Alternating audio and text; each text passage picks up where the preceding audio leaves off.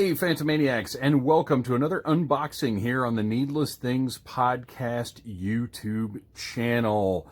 This is an older item. As you can see, it is Jabba's Palace Adventure Set from the Star Wars Return of the Jedi Vintage Collection. Let's see, we got to flip it over to get that little Vintage Collection logo right there. And look at that beautiful Kenner logo. Feel the nostalgia.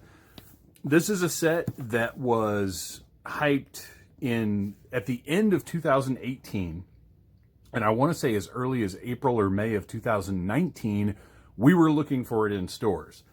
However, it is a Walmart exclusive, and as we all know, Walmart is the worst retailer in the history of humanity, and the words Walmart exclusive are about the worst words a toy collector can see. So this is a Walmart exclusive, and it eventually was released as part of Triple Force Friday. Now, it hit shelves long before that. It was showing up on eBay at crazy markups, but it finally did get a massive release as part of Triple Force Friday at the end of 2019, and the MSRP on it, I want to say it was about $50. Which is a little off-putting for something that to the casual fan appears to be just a set of walls. But you've got to look a little bit closer and see that this also includes two vintage collection action figures, Han Solo and Ree-Yees.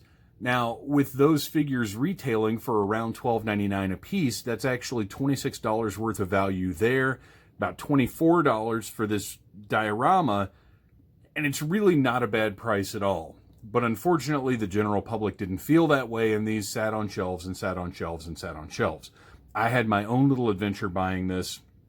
I found it early, a few weeks before Triple Force Friday, and fortunately, I got a Walmart sales associate who was willing to go in, figure out what was going on, throw a price on it, and sell it to me. So, as with so many things, I paid full price to be an early adopter, even though...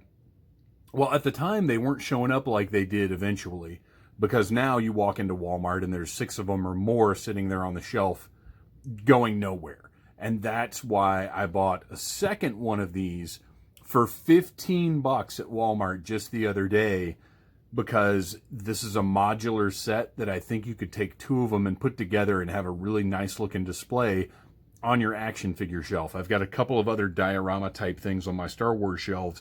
I've got a cantina and I've got an Imperial meeting room, and they really sort of spice the shelves up and give them a little extra character over being just a piece of wood with a bunch of toys standing on it. So I'm a big fan of this sort of thing. I wish that this experiment had gone a little better for Hasbro, because I think these kinds of things are very cool and we don't see playset type deals anymore. And I miss that aspect of toy collecting. But fortunately, we do have this one. Very cool. Jabba's playset is iconic. It is an important piece of Star Wars movie history. One of the coolest scenes in the whole franchise takes place there. Really, a couple of the coolest, when Luke confronts Jabba, and then when Leia releases Han from the carbonite. Those are massive scenes in the franchise. Some of the first that come to mind when somebody brings up Star Wars. So it's very cool. I'm happy to have a second one of these, because as you can see, there are 2 different sides here that you can put up. Well, you can't see it here, but you know what? As soon as I pop this box open, you'll see what I'm talking about. So let's go ahead and do that right after we talk about the box a little bit more. I mentioned the Kenner logo. I've got the nice old school vintage graphics. These are what the toys looked like when I was a kid. So when I see something like this, it's very appealing to me. And regardless of how much I want the item inside, seeing this packaging, it stokes those fires of nostalgia and makes things that maybe otherwise wouldn't be as tempting to me, tempting. Like if I've already got a snowspeeder, but then they release a snowspeeder in this packaging, it makes me want to get it. So very nice looking box. I love the packaging. My only problem is the multilingual marking on it. That stuff drives me crazy because it makes it look so cluttered and so unappealing. Whereas if this was just English, and look, I get it. Hasbro distributes to lots of different countries, and it would be impractical for them to print different packaging for every country they sell in. So it's the way it has to be.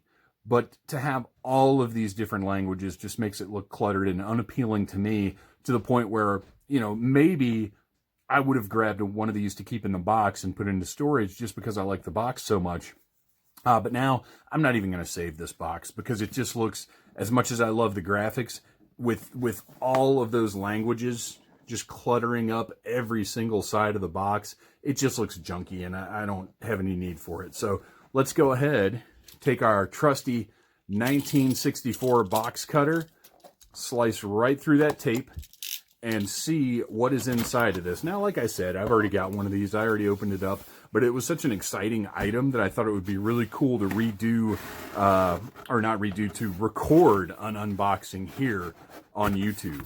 Because this is a noteworthy set and something cool that Hasbro did. Naturally, we've got our cardboard insert here holding everything in place, including holding itself in place, apparently. There we go. We'll toss that box right to the side. And you can see everything is packed really well and contained nicely in that cardboard interior piece. And look at this. Here's something I miss seeing in toys. I love the old school look of the directions with the line work representation of the toy inside. That was something that all of the original Star Wars toys had, and it's such a cool throwback to find inside of this. With instructions that maybe you need, but probably you don't for such a simple thing. But it does show the different ways that you can put this together, which is great. Again, the modular nature of this playset make it very appealing to me, and made the idea of buying a couple to put them together to see what that looks like seem very, very cool. So let's take a look at what we've got here.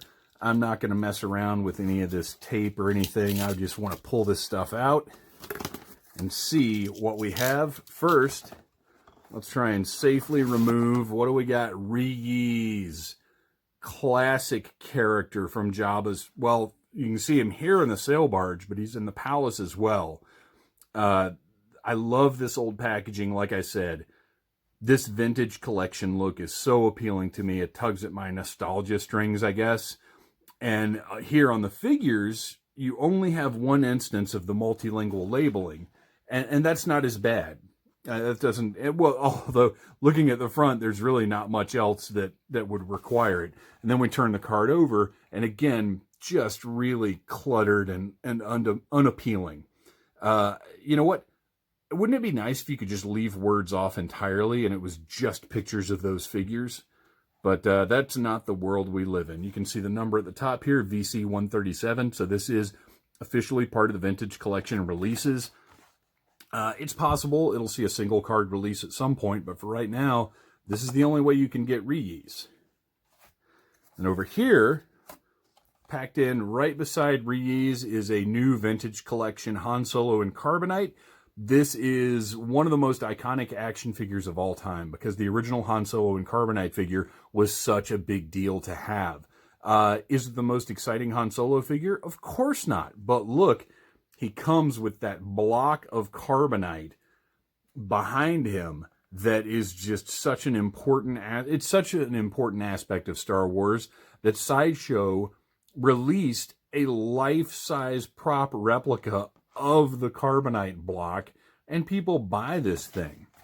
Again, there's the back. So a couple of really nice looking figures there. Han includes the cuffs that go on his upper arms and on his wrists. Good detailing. Not the best Harrison Ford likeness in the world, but that's okay. These are 3 3/4 inch figures, and if you compare this to what I had when I was a kid, it's pretty darn good. All right, let's move on to the actual pieces of the playset. Now, if you've been listening to the Needless Things podcast, you know that I always recommend a trip to Dollar Tree to buy a $1 set of nail clippers because it makes snipping these stupid plastic things that hold toys in place so much easier. So we're going to get in there, snip right through those. Look. Done. No fuss, no muss. We've got the 2 different pieces of the wall. We'll look at those in a second. Now let's take a look here and see how to get out the main piece, and it might just be as easy.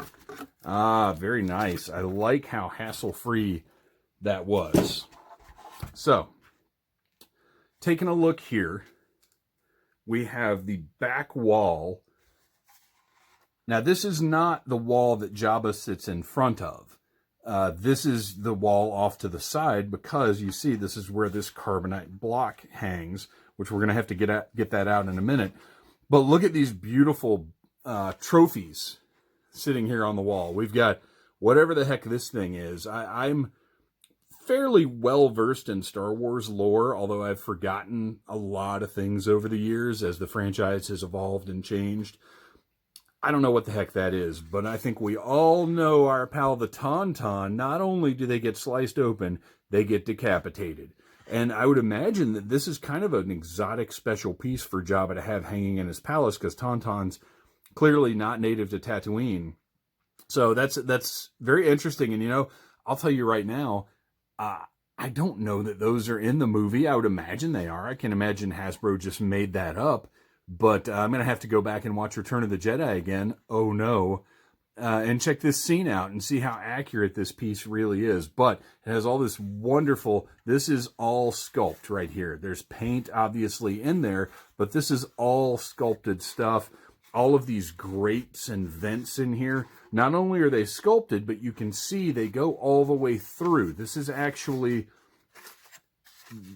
The light comes through here and shines down here. So if you have a good light source on top of these, and you won't be able to see it right now, but just like, well, you can see it a little bit back here. You can see where the light is coming through these grates. I think that's beautiful. What a nice effect. And if you've got a toy shelf that has some LED lights on it, then it'll shine right down through and you'll get that great look just like in the movie. And then at the bottom as well, you've got the same kind of grates going on. Right here you can see the light coming through. That's what a wonderful attention to detail you're seeing here. And then here we've got some of the, I guess, stucco, space stucco. Is that what Jabba's palace is made of? We've got some space stucco worn away over here with the metal foundation showing through. Now, we flip this over, and you can see the back. It shows the mechanisms on here, but there is deco. There is stuff back here. So it's not completely just a blank plastic thing. And right here, we have this little peg that makes that carbonite block. Well, we'll see how that works in just a minute. Now, these other pieces... Again, look at this detail. This is almost bizarre to me, because I don't feel like you'd display this facing out this way, because this, I guess you could use this as shelves. You could set some Jabba trophies on here, some blasters or something maybe, but really this doesn't seem to be the front portion of this piece. But look at the detailing in here. All this great metal work and piping and all these little like this is the sort of thing Hasbro is so good at when they're given carte blanche to, like, look, here's the project you're doing, but go nuts with it. And that's why so many of these vintage collection vehicles that have been coming out lately are just so impressive. So this is one of the walls, and it can plug right on that way to give you a longer set, but it can also go on that way to give you a deeper set. So we're going to take a look at this other piece, which is a differently sculpted piece. You can see all of that metal detailing, piping, grating is back there. And it's cool because this metal mesh right here matches up with the metal mesh that you see exposed back here. So this is all like a real set type deal. Like this, it all feels very real. And again, same thing on this side. You can put it on the side there and get a longer look, or comes right off and you can put it on the front and get more of a traditional deeper set that'll just sit like that. So what I'm excited about is the concept of getting, and I kind of wish this side, I wish these had the notches on both sides so it would be even more modular and adaptable. But what I'm probably going to end up doing is taking the walls from my first set and putting maybe one over here like this, and then stick one. I wonder if these can go on either side. I would imagine so. Yeah.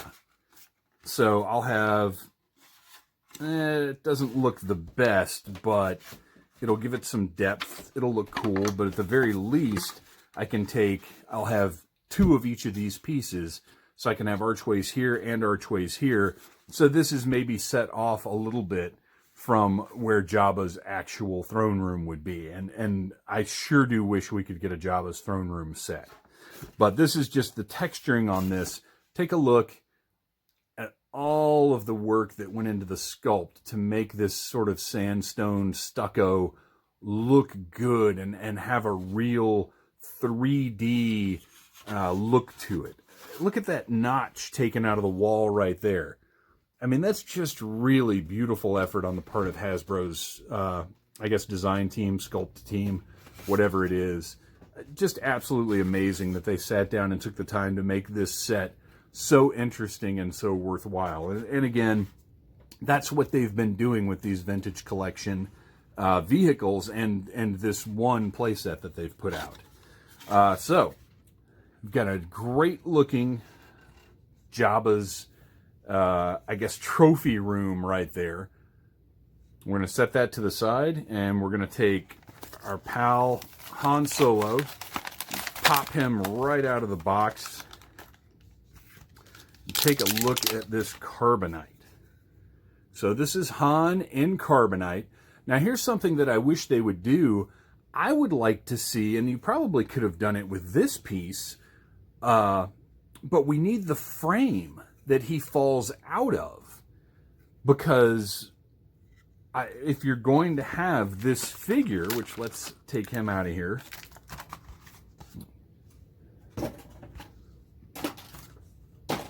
If you're going to have this figure, you can't just have this sitting behind him because it still has Han's impression in it. So I think it would be cool to have a carbonite frame. Let's pull out his binders. I'm not going to put these on him right now because they're re-releases. We already know that these work and that the figure can be manipulated into them, but it's very tricky to do, and I don't want to take up a whole lot of time with the video doing that. But now that we've got Han out, he's got a good ball-jointed head, really nice articulation, because you have to be able to get his arms back here. Okay, I'll tell you what, we're going to do it anyway. I said I wasn't going to, but it's so neat how these pieces work. So if you remember, in Return of the Jedi, it's not just the binders around his wrists. He also has them on his biceps. And if you pose this guy just right, and maybe we won't do it, but you can get those unique Star Wars binders on his wrists and on his biceps like they're supposed to be. It works, trust me. I've got an older version of this Han, and I was able to make it happen. But I'm not going to waste time right here doing it. But you can see they're the weird, that's how Star Wars handcuffs are, with that weird, not parallel, that weird design. Words are failing me. And then up on the biceps, he's got the extra secure, he's got the Corellian blood stripe going down there. Now, this is just a reissue of that figure, because you can see he's got the old school, just hinged hips. And then we go over here, pretty decent knees with a rotating joint on the knee. So when he falls out and has his emotional moment, those knees don't have all the bend I'd like them to have. But we can sort of get him out there. Who's there? What's happening? I'm blind. Oh. So, nice Han figure. Must have for your Star Wars collection, but I don't know how many of those Han figures we really need. So I got a notification there. I was trying to make it go away. Didn't work. And now, the magic, look at that. That has a little magnet in the back. You can see the circle right there a little bit. So this raises that carbonite block up and down. It would be great if there was a little choom sound effect, but look at that, hanging right there, just like in the movie. And then Leia comes in, presses the little control panel, and you as a kid, or a grown 43-year-old man, ka-chunk, lower it right down, just like in the movie. Pretty neat. That's a nice little device, little piece of mechanical work that Hasbro didn't have to do, but again, they went above and beyond and gave us this neat little gimmick to play with, and an otherwise, honestly, not that exciting set. And then finally, the last piece of this set, and something I was particularly excited about because I love Ree-Yees. He's such a weird alien and a great design. Pop him right out of there. And let's take a look. I honestly am not sure if our pal Ree-Yees here has been released before or not in the vintage collection. I want to say he has. I want to say I've got one over on the shelf already, but it probably doesn't look this good. Look at the beautiful paint job. I mean, the sculpt is incredible, but that's honestly, sculpt these days, incredible is the bare minimum for most of these toy lines. But the paint is what can really define a figure, and this amazing paint job on this guy. Nice hinged swivel elbows, big meaty hands. Look at those. Look at the paint on this guy. It just looks really nice. I think maybe the Ree-Yees I have might not have knee joints. I'm not positive, but he looks great. His skin on his chest maybe doesn't quite match up with his hands and his head, but that's okay. And we're going to take a look at the two blasters that he came with. We've got this kind of blaster, and then we've got this kind of blaster. Again, I used to know my Star Wars business really well, but I don't know, even at the peak of my Star Wars nerditude, if I could have told you what kinds of blasters these are. They are definitely generic toy blasters, but there's no doubt in my mind that they do appear in the movies, even if they're not necessarily in Ree-Yees' big beefy hands. And the smaller one fits better in the left hand. The larger one fits better in the right hand, but they do both fit very nicely. Pretty good there. Look at that. This is something that Star Wars is kind of notorious for, is throwing in blasters, weapons, whatever, that maybe don't fit so well with the characters they come with. So I'm very pleased that they did a good job on those blasters for Ree-Yees. He stands up nicely, obviously, on my soft surface card table. So let's take one last little look here. Ka-chong. This is, for $15, an absolute steal. If you are any kind of Star Wars fan, collector, whatever at all, you have to buy this when you see it on clearance at Walmart. I actually grabbed this one thinking it was $30, and when I got to the front and it rang up, it was only $15, which was great. So for that price, you know, at this point, if you're a Star Wars fan, you're out, which, of course, many of us are not out like we used to be. The toy hunting isn't really a thing anymore, but if you can dodge over to the toy aisle while you're doing your necessary shopping at Walmart, grab one of these sets. I guarantee you'll be happy with it. It's well worth anything $30 or less. It's absolutely worth it. And honestly, the original MSRP it's worth it, but we all know how these Walmart exclusives go. And if you see them sitting for more than a month or so, they're going to get marked down and you're going to be able to get a good bargain on them. So, Phantomaniacs, I hope you enjoyed that unboxing of something that at this point is almost a vintage item in and of itself, and it's certainly a vintage shelf warmer. So please give us a follow on Twitter, on Instagram, Needless Things Podcast. Look it up. You know how to use the Google. And we'll be back with more of these reviews sooner than later.